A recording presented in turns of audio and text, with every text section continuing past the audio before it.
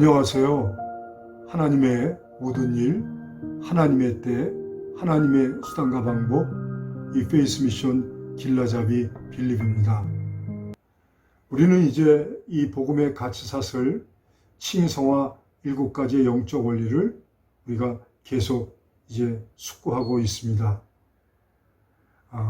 그 목적은요, 우리가 이제 올바른 세계관, 가치관, 올바른 심리의식 사고체계, 곧 마음과 생각, 올바른 동기와 목적, 또 모든 일에 올바른 수단과 방법을 이제 간구하기 위한 것이죠. 우리는 이제 이 페이스 미션 커뮤니티 운동에 따라 이제 우리는 하나님의 모든 일, 우리가 손으로 수고하는 모든 일을 이제 하나님의 때, 하나님의 수단과 방법으로 수행을 하기 위한 이제 우리는 이 페이스 미션의 영적 원리를 우리는 이제 학습하고 숙고하는 가운데 이제 우리는 이 수단과 방법의 문제가 동기와 목적의 문제라는 것, 또 동기와 목적의 문제는 우리의 마음과 생각, 곧 심리 의식 체계의 문제라는 것, 그리고 이제 우리의 심리 의식 체계의 문제는 곧 세계관의 문제라는 것, 가치관의 문제라는 것, 그리고 이 세계관, 가치관의 문제는 이제 복음의 본질과 가치와 그 목적을 올바로 숙고하지 못하고, 규명하지 못하고, 정의하지 못하고, 정립하지 못한 이제 연고라는 것을 우리는 이제 알게 된 것이죠. 그러므로 우리가 이제 복음의 가치사슬, 칭의성화 7가지의 영적 원리를 숙고하는 그 목적은 이제 복음의 본질과 가치와 그 목적을 올바르게 규명하고 정의하고 정립하여서 우리의 세계관, 가치관에 또 우리의 마음과 생각, 그 심리 의식 체계의 동기와 목적, 그리고 수단과 방법에 올바르게 적용을 하기 위한 것이죠. 우리가 살아가는 이 세상은요, 이제 무한 경쟁, 승자 독식, 양육 강식, 이제 물질 만능, 이 만몬이 지배하는 세계관, 가치관의 그 속에서 우리가 살아가고 있죠. 그러므로요, 우리가 복음의 본질과 가치와 그 목적을 올바로 숙고하여서 우리의 신비에 각인시켜주지 못하면 우리는 세상적 가치와 논리에 물든 이 세상적인 이 세계관, 가치관, 이 심리의식체계, 이 사고체계, 또 이제 동기와 목적, 그리고 세상적인 수단과 방법으로 우리가 일을 하게 되지요. 그 결과 우리는 위기를 맞이하게 되고 낭패를 당하게 되는 것입니다. 그러므로 우리는요, 이제 이렇게 계속해서 복음의 가치사슬, 칭의성화 7가지의 영적 원리를 숙고하고 있는데요. 이제 다시 조금 더 설명을 한번 다시 드린다면은 이제 칭의론, 또 사면복권론, 또 상생 언약 공동체적 관계 회복론, 이것을 중고해주는 4가지의 영적 원리가 있죠. 그것이 이제 예수 그리스도의 성육신, 그리고 피의 새 언약, 그리고 화목제물이 되어주심, 그리고 예수 그리스도의 부활, 이 4가지가 칭의의 중고가 되는 영적 원리 4가지죠. 그리고 이제 우리가 칭의론을요, 이제 아까 조금 전에 다시 말씀드린 것처럼 우리는 사면 복권론이라는 그런 관점에서 또 칭의론을 이해를 해야 하고요. 그리고 아주 중요한 그런 관점인데요. 그것은 하나님과 우리가 언약 공동체적 관계를 가지고 있다는 것을 우리가 전제를 해서요. 이 상생 언약 공동체적 관계를 회복시켜주는 회복론이라고 할 수가 있는 것이죠. 이렇게 칭의론적 관점, 사면 복권론적 관점, 그리고 이제 언약 공동체적 관계 회복론적 관점, 이런 관점에서 우리는 그 중고가 되는 4가지의 영적 원리를 이제 숙고하면서 우리는 복음을 선명하게 규명할 수 있게 되는 것이죠. 그리고 성화론, 이 성화론을 단순하게 우리가 거룩, 경건, 이 도덕적, 윤리적 관점만이 아니라 이제 사명론이라고 할 수 있고 소명론이라고 할 수 있는 것이죠. 이제 제자론이라고도 할 수 있는 것입니다. 빛과 소금으로 열매를 맺는 이제 예수 그리스도의 지상 명령을 이제 수행하는 이제 제자로서의 삶을 위한 영적 원리가 바로 성화론이죠. 그런데 이 성화론을 중보해주는 영적 원리가 세 가지가 있는데요. 그것은 이제 음부의 권세가 이기지 못하는 상생 언약 교회 공동체. 이것이 이제 성화론을 위한 첫 번째 영적 원리입니다. 그리고 이 상생 언약 공동체 구성원들에게 준 예수 그리스도의 새 계명, 이것이 두 번째고요.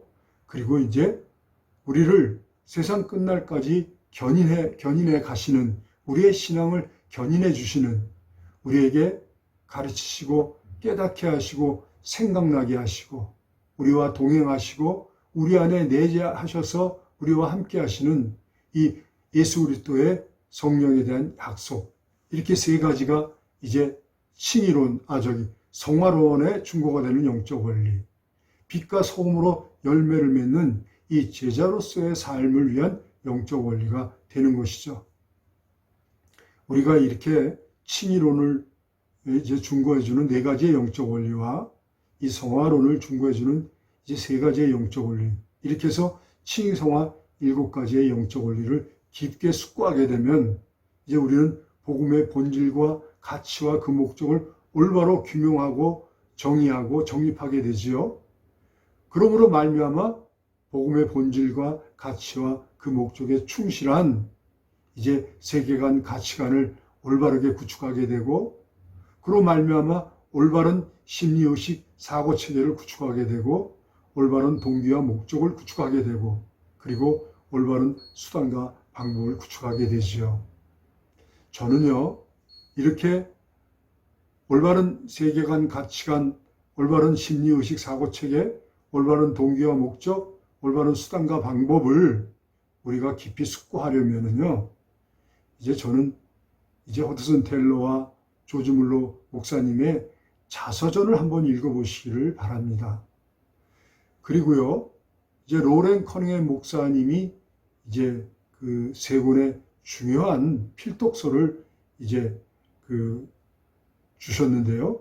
그것이 이제 하나님의 음성을 듣는 법, 하나님 정말 당신입니까? 라는 하나님과 친밀한 그런 이 동행의 삶을 위한 그런 그 저서와, 또 이제 내 발의 신을 벗으라, 우리가 이 복음의 가치를 깊이 이제 깨달아 알 수 있는 이 책과, 그 다음에 벼랑 끝에 서는 용기라는 그런 이 저서가 있습니다. 이 책들을 통해서 우리는요, 이제 세계관, 가치관을 올바로, 우리의 심리의식, 사고체계를 올바로, 우리의 삶의 동기와 목적을 올바로, 수단과 방법을 올바로 구축하게 되는 것이죠. 이 저서들을 통해서 우리는 이 복음의 본질과 가치와 그 목적을 깊이 숙고하게 되는 것입니다. 이제 지난 시간에 우리는요, 예수님께서 완전한 사람으로, 이제 완전한 인간으로 오셨다는 사실을 우리가 함께 숙고하면서, 그 예수 그리스도의 성육신이 의미하는 바는 하나님과 우리의 관계가 절대로 포기할 수 없는 이 공동체적 관계, 언약, 이 공동체적 관계라는 것을 증거해 준다는 말씀을 드렸습니다. 그리고요, 이 언약 공동체적 관계를 이제 변기할 수 없는 이제 그 인을 치는 것이 바로 피의 새 언약과 그 언약하신 대로 이제 당신의 몸을 이제 화목제물로 내어주신 사건이죠. 피의 새 언약. 이 피의 새 언약에는요, 선악과 첫 언약이 이제 우리는 이제 생각을 해야 합니다. 하나님께서 우리를 하나님의 형상과 모양대로 지으셨지요. 그리고 생기를 불어넣어서 생명된 영적 존재, 하나님과 같은 존재로 우리를 만드셨습니다. 그리고 우리에게 자유의지를 주셨죠. 하나님이 이제 창조하신 만물을 다스리는 통치권을 주시고, 그리고 이제 땅에 충만하라 하신, 정복하고 땅에 충만하라고 하신 이제 책임과 의무를 주셨죠.